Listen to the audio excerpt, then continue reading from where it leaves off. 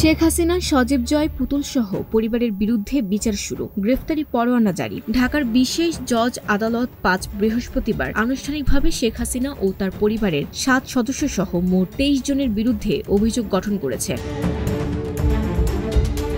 অভিযোগের মূল বিষয় হল পূর্বাচলের প্লট বরাদ্দে দুর্নীতির পৃথক ৬টি মামলা। এই মামলায় অভিযোগ গঠনের শুনানিতে আদালত দুদকের পক্ষ থেকে প্রমাণ উপস্থাপন শুনে আনুষ্ঠানিকভাবে অভিযোগ গঠন করেন। তবে আসামিরা পলাতক থাকায় তাদের বিরুদ্ধে গ্রেফতারি পরোয়ানা জারি করা হয়েছে।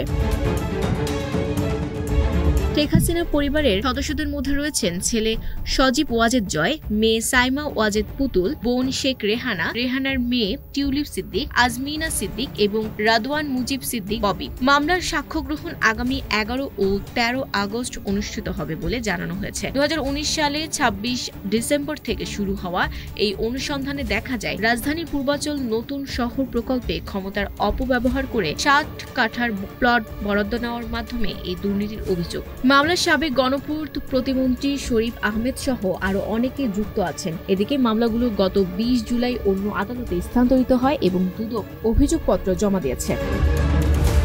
Desk report, news flash 71।